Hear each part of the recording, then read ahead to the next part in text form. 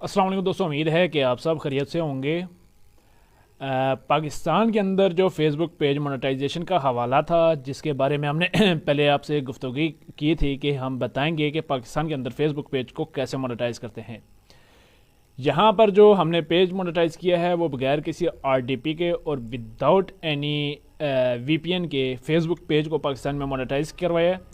इसके बाद यहाँ पर हम आपको अर्निंग शो करवा देते हैं लास्ट 7 डेज़ की।